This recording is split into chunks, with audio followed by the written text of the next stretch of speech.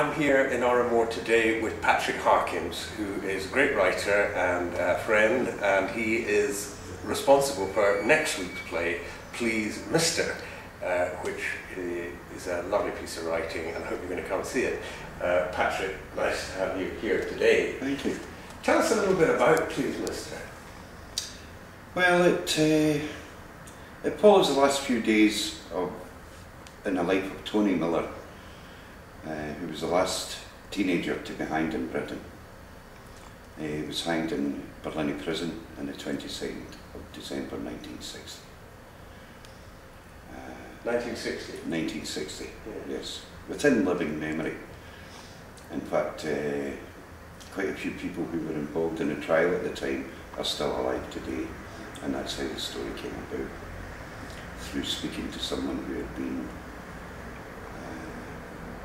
a witness at the trial when he was 16, but also the junior advocate who defended the boy at the trial is still alive, as is the solicitor Len Murray, who organised the defence. You approached the character in an interesting way.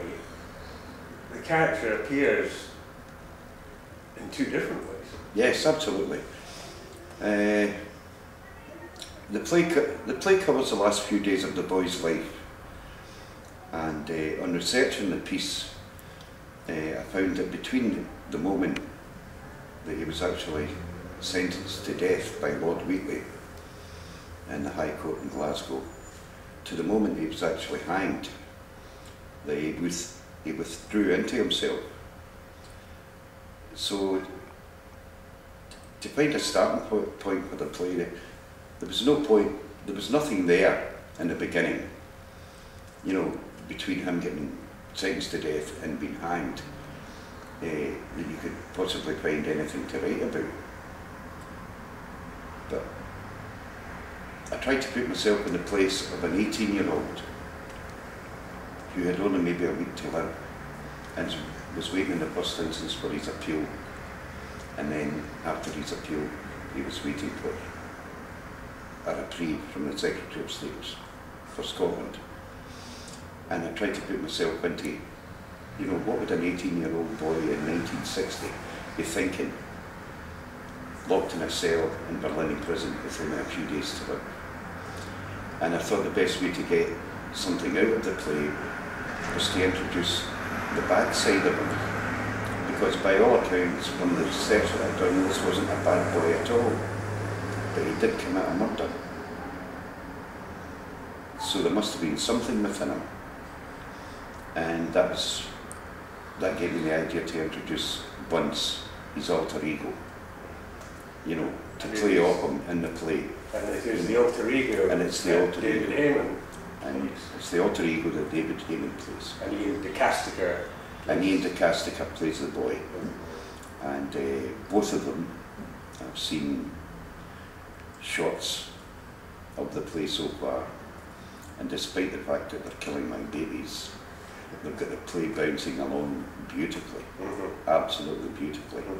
And I couldn't complain about losing one line, because it's just looking wonderful. Oh, good. I'm interested what brings you to the theatre, because you're a man of film and television. Yes, and I always have been. The funny thing is, I've always been scared of the theatre. You know, I've been writing since my early to mid-30s, but I've always held the theatre in awe. For some reason I don't understand. Maybe it's my working class background, and you know. But I've always wanted to work in the theatre. Tell us a little bit about some of the television plays you've written.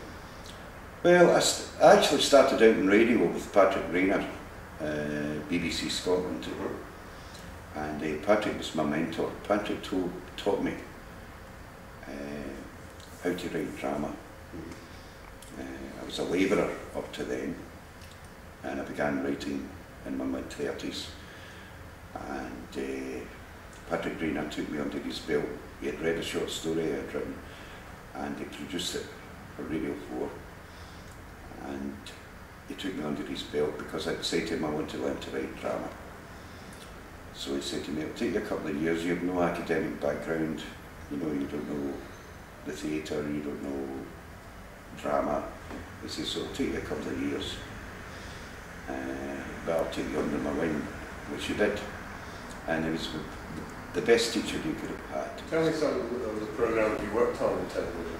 Well, in the first instance, I was taken down to London by a couple of young filmmakers, a young Dutchman called Kees Reinings and Edna O'Brien's son, Carlo Gebler. And they took me down to London for the week, 2 weeks, and they put me under the cost to teach me how to write for television, not for radio. For film, sorry, not for radio. And they had taken a short story of mine and they wanted to, they'd taken a short story of mine and they wanted me to make it into a short film. Right. So they taught me, they sat me down at a computer for 2 weeks and they taught me how to do it. And they were hard taskmasters too. And from then, that short, although that film was never made, that short film was never made, it was picked up by an agent, and I joined up with the agency, Julian Friedman in London, and from then I started to get work in television. And the first job that I got was with The Bill, which I loved. And I was there for a while. I wrote quite a few episodes of The Bill in the early days, and that gave me the grounding for working television. I worked on The Bill, I worked in Peak Practice, I worked in Wycliffe, with Jack Shepherd.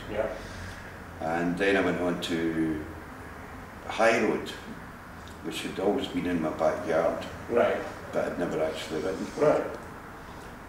But High Road called me one day and asked me if I'd be interested in storylining for them.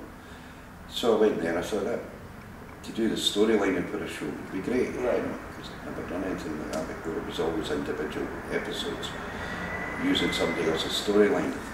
So I was drawn into High Road at STV, and I ended up there for 10 years. And I was storylining, scripted, and writing scripts, and making tea. When I was working at High Road, the Pavilion Theatre decided that they wanted to put High Road on the stage.